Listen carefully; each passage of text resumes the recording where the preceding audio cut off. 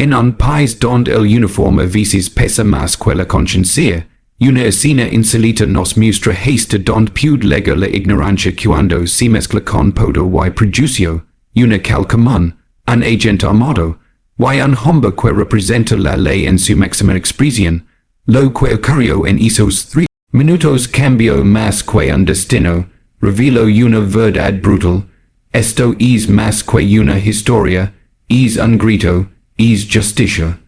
Esta historia no termina con esposas ni discursos, termina con una pregunta: ¿cuántos directores del FBI más necesita este mundo para que un simple ciudadano no mure por un mal juicio?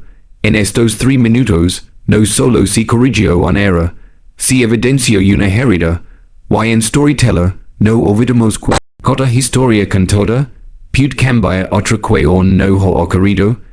La voz retumbó en el aire, dura, cortante, empapada de una autoridad malentendida. En ese instante todo se congeló.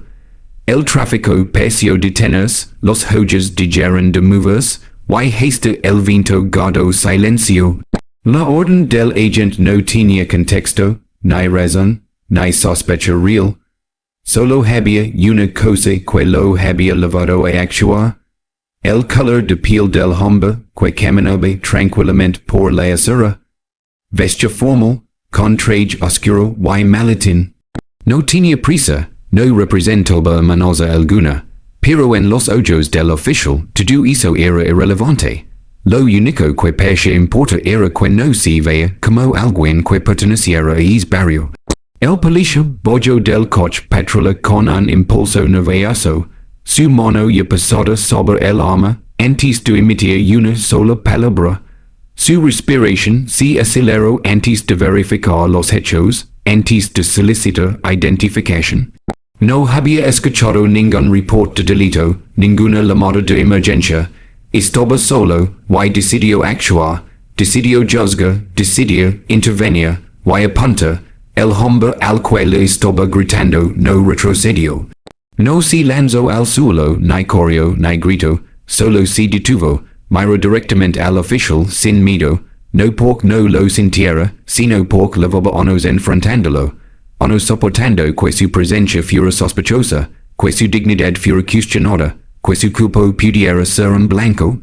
Y sin embargo, es día fue diferente, el agente no lo sabía, pero frente a él no tenía a un ciudadano más. Frente a él estaba el director del FBI, no en una conferencia, no en un auto blindado, no con guardaespaldas. Solo, caminando hacia una reunión que había decidido atender a pie, como tantas otras veces en su carrera. Porque creía en estar presente, en caminar por los mismos calles que juró proteger. Porque creía que un país cambia cuando sus líderes no se esconden tras vidrios polarizados. Pero para el oficial nada de eso era visible. Solo veía un rostro negro en un barrio blanco, un maletín que parecía demasiado caro, una mirada que no se bajaba, una espalda erguida que no se encogió. Los manos donde pude verlas, gritó otra vez, esta vez con la pistola ya desenfundada. El director levantó lentamente las manos, no por miedo, sino por responsabilidad. Porque sabía que cada movimiento podía malinterpretarse.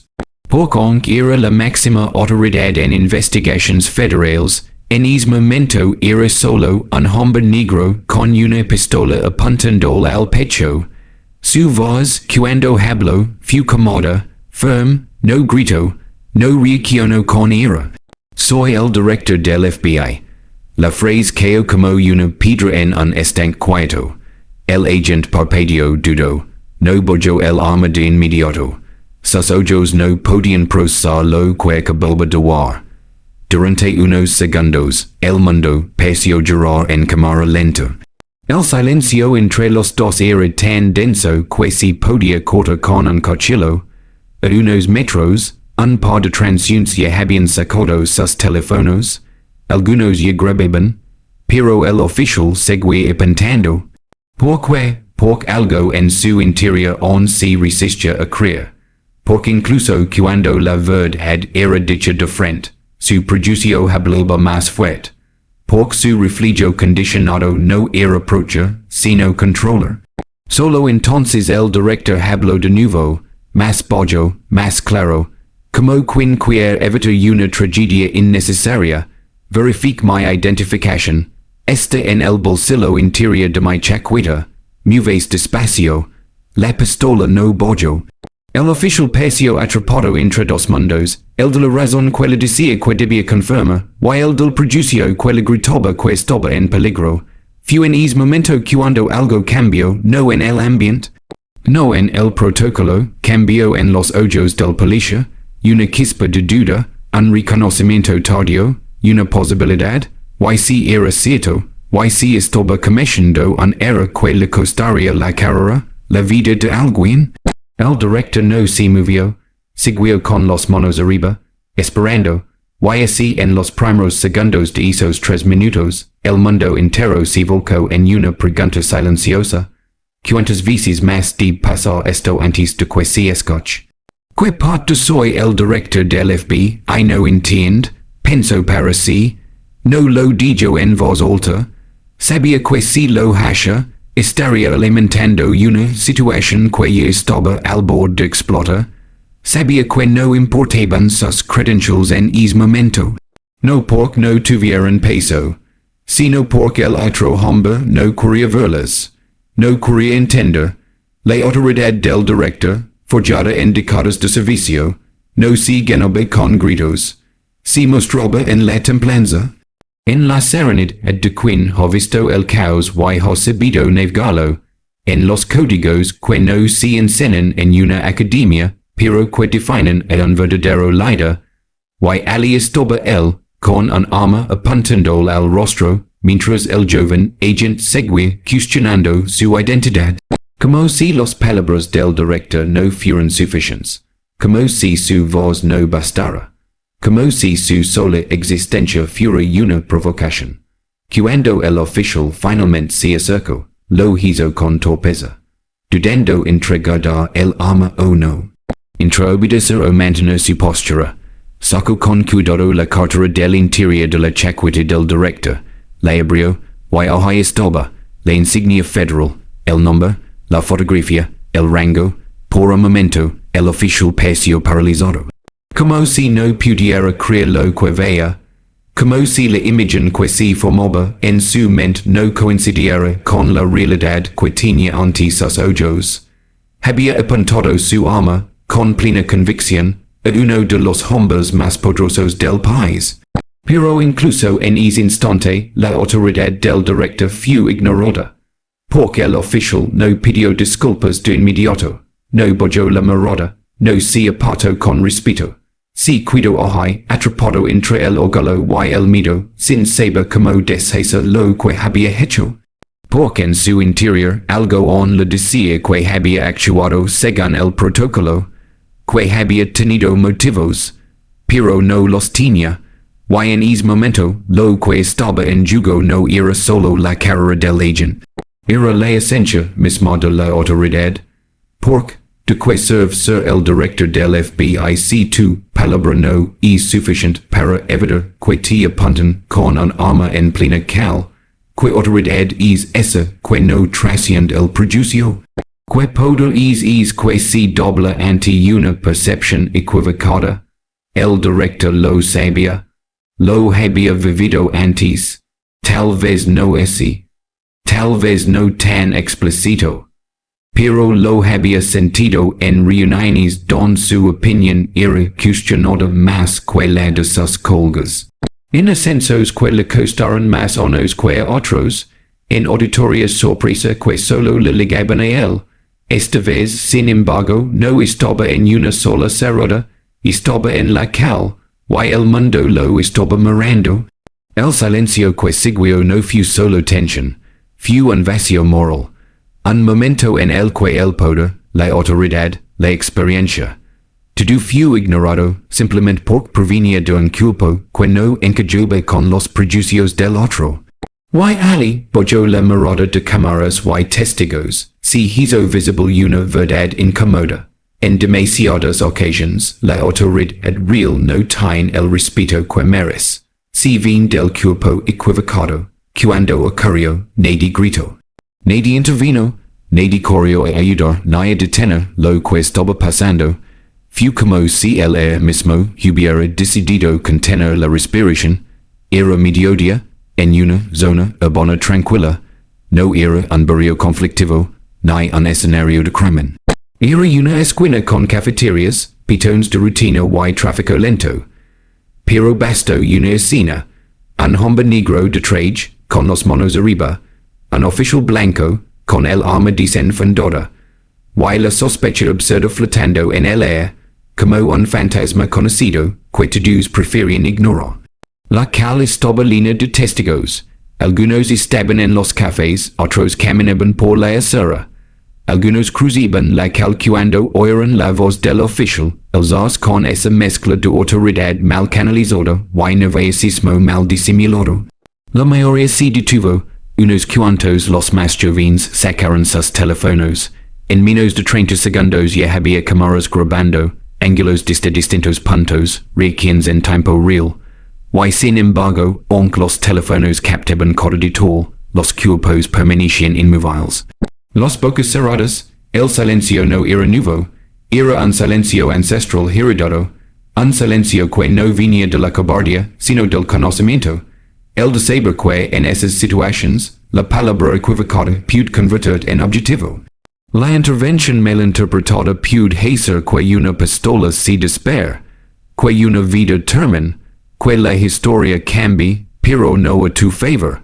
Y es que esta no era la primera vez que esa imagen se repite. Un agente apuntando, un hombre negro rindiéndose, un grupo de personas grabando. Una tensión eléctrica en el aire que pesa que en cualquier momento explotaría. Pero lo que hace a esta escena distinta era quien era el hombre de traje. Y sin embargo, lo más aterrador era que eso no se importa. En los ojos del oficial, la autoridad del otro no tenía peso. En su mente no había director del FBI, no había figura pública, no había servidor con décadas de experiencia. Solo había un hombre que no encajaba. Una mujer de unos 50 años que observaba desde una panadería susurró algo a su hija. Él no está haciendo nada, pero no lo dijo en voz alta, no salió. No intercedió, se limitó a ver, como quien presencia una tormenta a través de una ventana. Otro hombre, con una gorra de béisbol y uniforme de repartidor, bajó la cabeza, al ver la escena, y se alejó despacio. Lo había visto antes, sabía cómo terminaban esas historias, y prefería no estar presente cuando llegara el final. Un joven, con lentes de sol y mochila, grababa desde la esquina opuesta. Mantuvo la cámara estable. Respiraba rápido, sus dedos temblaban, pero no soltó el teléfono. Sabía que ese video podía ser una prueba, un testimonio. Sabía que, si algo pasaba, alguien tenía que mostrar la verdad. Porque en este país, la palabra de un muerto a menudo necesita evidencia visual para ser creída. Pero también sabía que ese mismo video podría volverse viral, que podía ser compartido, manipulado, criticado, que podía ser usado como símbolo, o como excusa, porque incluso cuando la verdad es clara, hay quienes se empeñan en justificar lo injustificable, en defender lo indefendible. La tensión crecía con cada segundo. El director, con las manos arriba, el oficial, con la pistola firme. Nadie sabía lo que iba a pasar. Nadie podía predecir si sería uno de esos días en que la tragedia se escribe en segundos. O si, por una vez, la historia cambiaría de rumbo. Pero el silencio de los testigos hablaba más fuerte que cualquier grito. Decía, esto pasa todo el tiempo. Decía, sabemos cómo funciona. Decía, ojalá esta vez no termine mal. Porque no era la primera vez que alguien veía a un hombre inocente encarar la mirada ciega de un arma, y lo más doloroso, es que probablemente no sería la última. El silencio era el eco de 1000 historias anteriores. Historias que no salieron en las noticias. Historias que no se grabaron. Historias que acabaron sin justicia, sin nombre, sin voz. Esta vez, la cámara estaba encendida, pero aún así nadie se atrevía a intervenir. Porque sabían que un movimiento en falso podía ser todo lo que hacía falta para transformar una injusticia en tragedia. Y es que a veces el sistema no solo se manifiesta a través de sus leyes, sus placas o sus uniformes. A veces se manifiesta en el miedo colectivo. En la parálisis de quienes han aprendido que el courage tiene precio, que la voz puede costar la libertad o la vida. Por eso, en ese cal, todos eran testigos, pero no todos eran libres. Durante los 3 minutos más largos de su vida, el oficial creyó que estaba haciendo lo correcto, no porque tuviera pruebas, no porque era recibido una alerta de búsqueda, no porque el hombre frente a él estuviera armado o actuara de forma sospechosa, sino porque su instinto moldado por años de sesgos no corregidos le dijo que algo no cuadraba. Que un hombre negro, vestido como ejecutivo, caminando con paso firme, debía ser cuestionado. Que la seguridad de la cal dependía de eso, y así, basándose en una intuición construida sobre prejuicios, tomó la decisión de sacar su arma, de poner en riesgo una vida, de romper el delicado equilibrio entre autoridad y responsabilidad. Es fue su era, uno que no solo marcó su carrera, sino que dejó una huella más profunda, más oscura, en el ya fracturado rostro de la justicia. En esos minutos, su era se hizo visible, primero para los transeúntes, luego para los colgas que respondieron al llamado, más tarde para los medios, finalmente para el país entero. Porque cuando se supo quién era el hombre al que había detenido, la historia dejó de ser un simple incidente. Se convirtió en una evidencia irrefutable de cómo incluso la autoridad más alta puede ser reducida a una amenaza si su piel no es blanca. Cuando el oficial revisó la identificación del director, y se dio cuenta de la verdad, lo que sintió no fue solo vergüenza, fue miedo a lo que acababa de hacer, miedo a las consecuencias, miedo a la exposición, pero lo más revelador fue lo que no sintió, compasión, responsabilidad, remordimiento genuino. Su primer impulso fue justificarse, decir que estaba siguiendo el procedimiento, que no podía saberlo, que parecía sospechoso, pero ningún manual policial enseña a apuntar un arma sin una amenaza clara. Ningún entrenamiento autoriza a desobedecer la voz de una autoridad identificada. Ningún argumento puede sostenerse cuando la única cosa de un accionar es el prejuicio. Es fue el error más costoso de su carrera. Pero lo que lo hizo tan devastador no fue solo el cargo del hombre a quien agredió. Fue lo que es cargo representaba. Porque si el director del FBI puede ser visto como sospechoso solo por su color de piel, que esperanza tiene el ciudadano común. El país entero lo vaya, lo juzgó, y no solo al oficial, sino al sistema que lo formó. Porque él no actuó solo. Actuó según lo que el sistema permitió que aprendiera, lo que le dejó interiorizar, lo que nunca corrigió. Cada minuto de su acción fue validado por años de negligencia institucional, por una cultura que normaliza el perfilamiento racial, que aplaude la dureza sin preguntar por la verdad. Las consecuencias no tardaron, suspendido, investigado, luego destituido, pero el castigo no borró el acto. Porque en la mente del público, era más que un follow individual, era un espejo, uno que mostraba cuán frágil es la justicia cuando se apoya en suposiciones, uno que obligó al país a preguntarse cuántas veces más se repetirá la historia antes de que se escriba otra versión. Y mientras el oficial enfrentaba el peso de su decisión, otros comenzaban a preguntarse cuántos errores más como este se cometen, pero no se graban. Cuántas vidas han sido arruinadas sin cámaras que lo demuestran. Y cuantas veces más tendrá que un hombre con poder mostrar su identificación para que se le crea. Porque es día, el oficial no follow solo como servidor público, follow como ser humano. Y el costo de su era no lo pagó solo él. Lo pagamos todos, lo pagó la confianza en el uniforme, lo pagó la fe en la igualdad, lo pagó un país que sigue intentando convencerse de que la justicia es ciega, cuando en realidad muchas veces simplemente se niega a ver. La justicia suele ser descrita como una figura ciega, con una balanza en una mano y una espada en la otra. Pero en esa tarde, la justicia no fue ciega, fue selectiva, se reveló con nombre, rostro, rango y voz.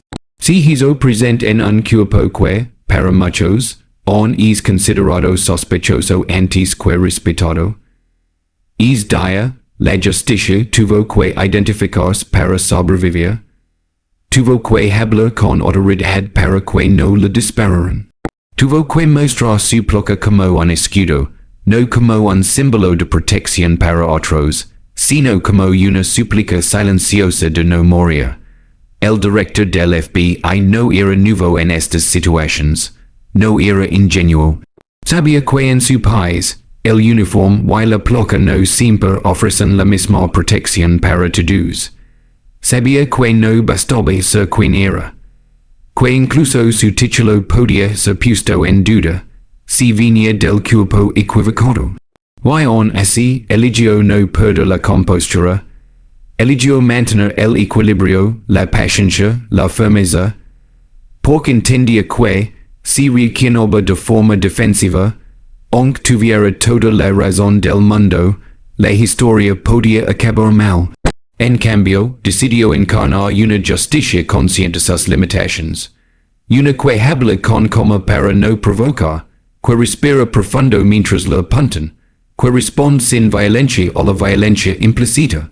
Cuando el oficial comenzó a revisar su identificación y comprendió con quién estaba tratando, no hubo un momento cinematográfico de redención, no hubo palabras dramáticas ni gestos teatrales, solo un rostro pálido, una respiración contenida, un silencio que revelaba más que cualquier disculpa forzada.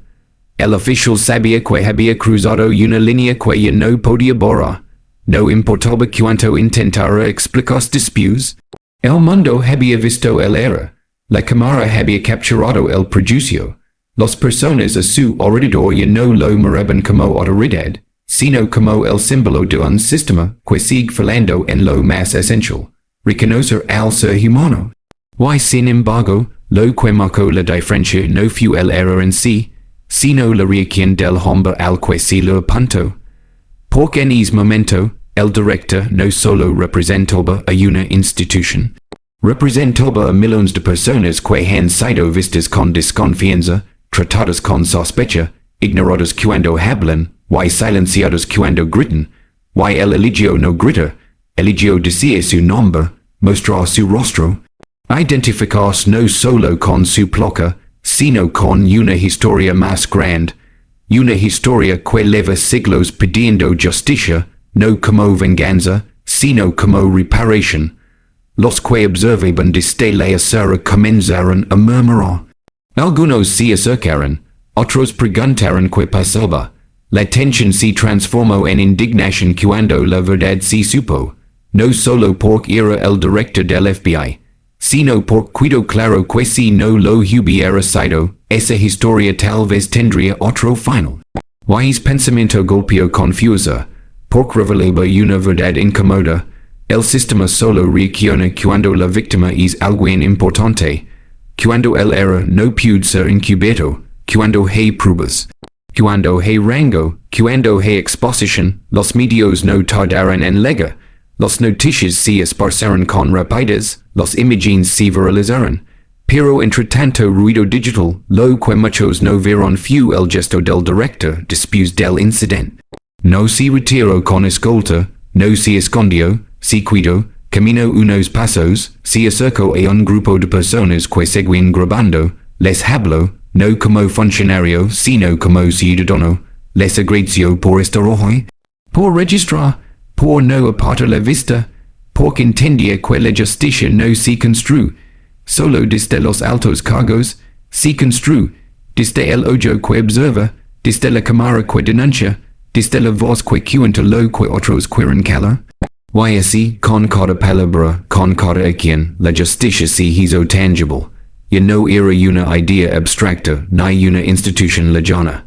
Era hombre de traje de pie en medio de la cal, mirando a quienes fueron testigos. Reconocen de la herida colectiva, validando el dolor histórico, dando la cara no por sí mismo, sino por quienes no tuvieron la misma suerte, por quienes no pudieron identificarse a tiempo, por quienes no fueron escuchados cuando gritaron su inocencia. Porque en esa cal la justicia no fue ciega, tuvo nombre, rostro, historia, y dignidad, y hizo fue lo que le permitió sobrevivir.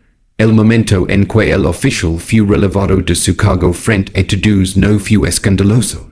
No hubo forcejeos, no hubo resistencia, solo una entrega silenciosa, una caminata corta, un hombre que bajaba la cabeza mientras otros lo observaban, el mismo hombre que minutos antes sostenía un arma con autoridad, ahora caminaba como si el solo le pasara.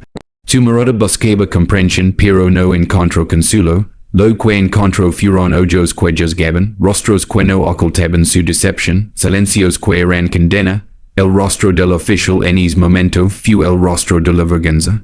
No la vergüenza de quien comete un error accidental, sino la de quien ha sido expuesto. La vergüenza de saber símbolo de algo que va más allá de él. Porque no se trataba solo de su acción, sino de todo lo que representaba. El prejuicio institucional, el racismo no admitido, la impunidad normalizada. Por años, tal vez, el oficial pensó que sus decisiones estaban respaldadas por la lógica del deber. Que su actitud desconfiada era parte de un instinto necesario para approachar. Pero es día, esa excusa se desmoronó. Lo más crudo del asunto fue que, mientras se lo levaban, nadie a su alrededor dijo nada para defenderlo. Ni sus colegas, ni sus superiores, ni siquiera los que antes lo admiraban por su dedicación al servicio. Todos sabían que no había defensa posible, porque el mundo ya había visto el video, había escuchado los órdenes innecesarios. Había notado el temblor en la voz del director, no por miedo, sino por la pasada resignación de saberse víctima otra vez. Los imágenes del oficial esposado circularon como pólvora. Algunos medios intentaron suavizar la historia. Hablaron de una confusión, de una mala interpretación del protocolo. Pero la mayoría no pudo ignorar la verdad. El sistema había actuado, y lo había hecho con una contundencia poco habitual. Porque el error no solo era evidente, era imperdonable. Y lo era no solo por lo que hizo, sino por lo que no hizo después. No reconoció el error, no se disculpó, no mostró humanidad. Solo intentó salvar su posición. La expresión en su rostro no era solo de vergüenza, sino también de incredulidad. Como si aún no comprendiera por qué había sido removido tan rápido. Como si esperara que alguien lo defendiera. Como si creyera que su versión tenía todavía algún valor. Pero no lo tenía. Porque no hablaba como oficial. Hablaba como parte de un sistema que, por una vez, no quiso cubrirlo. Y fue esa expresión esa mezcla de sorpresa, humiliación y desconcierto la que se volvió icónica. Porque no era la expresión de un hombre que se arrepiente, sino la de uno que no entiende por qué esta vez no lo encubren. Esa cara se convirtió en un espejo para muchos otros que, como él, han actuado impunemente durante años. Porque es rostro dijo claro que el privilegio también tiene un límite. Y que cuando la verdad se impone, el sistema puede se ve obligado a hacer lo correcto. Mientras se lo levaban, algunas personas grababan aún. Pero ya no por miedo, no por indignación. esta vez, lo hacían para documentar que, al menos en esta ocasión, se había llegado al final correcto. Lo hacían como prueba de que se es posible responsabilizar a los que abusan del poder. Lo hacían para mostrar a los demás que incluso los que se creen intocables pueden caer. El oficial no dijo nada. No grito, no miro atrás, solo camino. Tal vez y entendía que sus palabras no servirían. Tal vez y intuía que esa escena lo perseguiría siempre. Que su nombre estaría ligado no a sus años de servicio, sino a esos 3 minutos que lo definieron. Que su rostro, captado por decenas de cámaras, sería recordado no por valencia, sino por prejuicio. Y esa es, quizás, la carga más pesada. Saber que tu peor momento ha quedado inmortalizado, no por accidente, sino por elección. No por lo que otros hicieron, sino por lo que tú decidiste hacer. Y no deshacer cuando tuviste la oportunidad. 3 minutos, hizo few to do, ni más ni menos. 180 segundos que separaron lo cotidiano de lo inolvidable, lo normal de lo histórico. En ese breve lapso de tiempo, una ciudad entera contuvo el aliento, un país abrió los ojos, y el sistema judicial por una vez fue obligado a llorar la mirada hacia dentro. Porque en esos 3 minutos se reveló lo que muchos ya sabían, pero que pocos querían enfrentar. Que el racismo no solo vive en los márgenes de la sociedad, sino en el centro mismo del poder. Que la justicia puede fallar incluso con quienes la representan. Que un hombre negro, por más títulos que tenga, siempre corre el riesgo de ser reducido a una amenaza. Todo comenzó con un error, un supuesto malentendido, un oficial que creyó ver algo, que actuó por instinto, o al menos hizo few lo que dijo. Pero la cámara, testigo inapelable, mostró otra cosa, mostró a un hombre caminando con seguridad, mostró una detención sin motivo, mostró el miedo en los ojos del inocente, no el miedo a morir, sino el miedo a no ser creído. A que su palabra no based, a que su identidad, su rango, su experiencia, no significa, when nada frente al juicio silencioso que otros hacen de su piel. Fueron 3 minutos de tensión absoluta. 3 minutos en los que el mundo observó, en tiempo real, como el sistema revelaba su grieta más profunda. No fue necesario un disparo para que la herida se abriera. Bastó con la imagen, un agente armado, un hombre de traje con los manos arriba, y una multitud grabando sin intervenir. Esa escena, congelada en el tiempo, decía más que cualquier discurso. Era un resumen brutal de lo que significa ser negro en un país que aún no ha aprendido a ver más allá del color. Pero algo fue distinto esta vez. Porque cuando el oficial bajó su arma, y los refusos llegaron, y se reveló la identidad del hombre al que había detenido, la historia dio un giro. Lo que podía haber sido otro caso olvidado, otro nombre más en una lista de víctimas sin justicia, se convirtió en un punto de inflexión, porque la víctima no era cualquiera, era el director del FBI. Y esa revelación sacudió el relato de arriba abajo, no porque su vida valiera más, sino porque su cargo hizo imposible ignorar el error. Lo que siguió fue un torbellino mediático, las noticias explotaron, los redes ardieron, los imágenes recorrieron el mundo, pero lo más importante no ocurrió en los pantallas, ocurrió en las conciencias. De pronto, miles de personas comenzaron a cuestionarse cosas que antes pasaban por alto. ¿Cuántas veces más ocurre esto sin cámaras? ¿Cuántos inocentes han sido tratados como culpables simplemente por encajar en un perfil? ¿Cuánto vale realmente una placa si no sirve para proteger de la discriminación? Durante esos 3 minutos, el tiempo pareció detenerse, pero en realidad avanzó a una velocidad vertiginosa.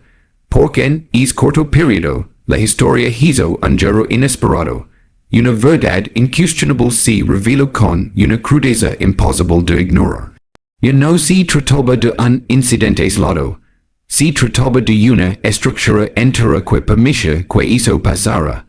Se trataba de un sistema que no solo fallaba, sino que muchas veces prefería no corregirse. La reacción del público fue intensa. Hubo indignación, claro, pero también vergüenza colectiva. Porque el hecho de que haya sido necesario que un hombre de rango sufriera este tipo de trato para que se tomara en serio la situación, dejó en evidencia una falla profunda. ¿Qué pasa con aquellos que no tienen poder? ¿Qué pasa con los que no pueden mostrar una identificación que impresione? ¿Qué pasa con los que no tienen forma de probar su inocencia más allá de sus palabras? En esos 3 minutos se rompieron muchas cosas. Se rompió la imagen de que el poder es protección. Se rompió la idea de que los errores políticos son siempre bien intencionados. Se rompió la comodidad de pensar que el racismo es un problema de otros. Y en medio de esa ruptura, nació algo nuevo. Una necesidad urgente de cambio. No desde la rabia, sino desde la conciencia. Porque el silencio ya no era opción. Porque la complicidad ya no se podía esconder. Los líderes políticos reaccionaron, algunos con discursos sinceros, otros con frases calculadas, pero todos de alguna manera fueron obligados a pronunciarse, porque el país no podía hacer como si nada hubiera pasado. Porque esta vez la evidencia era demasiado fuerte, la injusticia era demasiado clara, y el daño demasiado profundo. Los cuales hablaron, los ciudadanos se movilizaron y la conversación cambió. Ya no se trataba de una protesta más. Se trataba de revisar el núcleo mismo del sistema. Y todo, absolutamente todo, ocurrió en 3 minutos. Hay momentos que actúan como espejos. No porque nos muestran lo que queremos ver, sino precisamente lo contrario. Porque nos obligan a enfrentarnos con lo que hemos ignorado durante demasiado tiempo. El caso del director del FBI detenido por error racial fue uno de esos momentos. No fue solo un escándalo, no fue solo una anécdota. Fue un reflejo crudo y doloroso de lo que aún persiste bajo la superficie de la sociedad estadounidense. Y esta vez, el país no pudo mirar hacia otro lado. Durante años, el debate sobre el racismo sistémico ha estado presente, pero muchas veces enmarcado como un problema del pasado, o como algo aislado a ciertas comunidades. Se hablaba en estadísticas, en informes académicos, en documentales. Pero esta vez fue distinto. Esta vez, la discriminación tuvo un rostro conocido. Esta vez, el problema fue imposible de ocultar. Porque el país va a y grupo como incluso una de las máximas autoridades en seguridad podía ser reducida a sospechoso por el simple hecho de su color de piel. Las imágenes se compartieron con furia, pero también con miedo. Porque si él le podía pasar eso, que cuidaba para los demás, esa fue la pregunta que se hizo en cada hogar, en cada barrio, en cada conversación sincera entre personas que habían creído que el problema estaba mejorando. La incomodidad fue generalizada. Las preguntas difíciles comenzaron a surgir, no solo sobre la policía, también sobre los jueces, los fiscales, los maestros, los empleados, sobre todos los espacios donde el sesgo puede decidir el destino de una persona.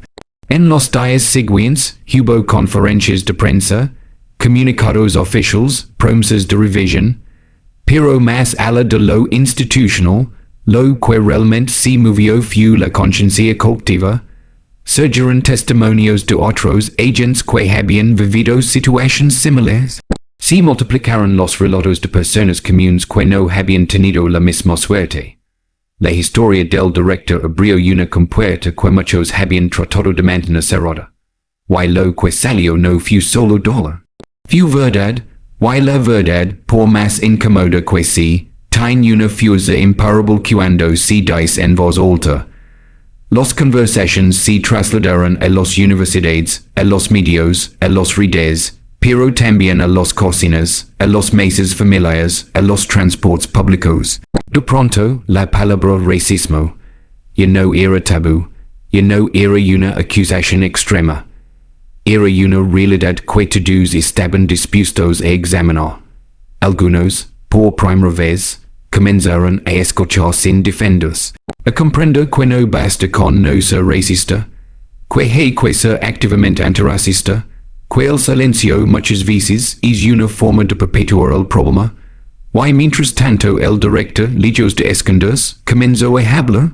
No desde la rabia, sino desde la responsabilidad. Entendió que su experiencia tenía un valor simbólico, que podía usar ese momento no solo para sanar su propia dignidad herida, sino para impulsar una transformación más amplia. Participó en foros, dio entrevistas, se reunió con líderes sociales. Y en cada palabra, en cada gesto, dejó claro que no buscaba venganza, buscaba conciencia. No quería castigos ejemplares, quería políticos reales. Quería que lo ocurrido no fuera solo una anécdota viral, sino una bisagra en la historia del país. Porque en el fondo, lo que este episodio generó fue un cambio de mirada. Y no se trataba de preguntarse si el racismo aún existe. Ahora la pregunta era, ¿qué vamos a hacer con lo que ya sabemos? ¿Cómo vamos a transformar la indignación en acción? ¿Cómo convertimos el impacto emocional en reformas concretas? Las respuestas no eran fáciles, pero al menos, por primera vez en mucho tiempo, el país estaba mirando de frente. Y esa mirada, aunque incómoda, era el primer paso para no repetir los mismos errores. Porque no se trataba de un solo hombre, se trataba de todos. Esta historia no termina con esposas ni discursos, termina con una pregunta. ¿Cuántos directores del FBI más necesita este mundo para que un simple ciudadano no mure por un mal juicio? En estos 3 minutos no solo se corrigió un error, se evidenció una herida. Y en Storyteller no olvidamos que cada historia contada puede cambiar otra que no ha ocurrido.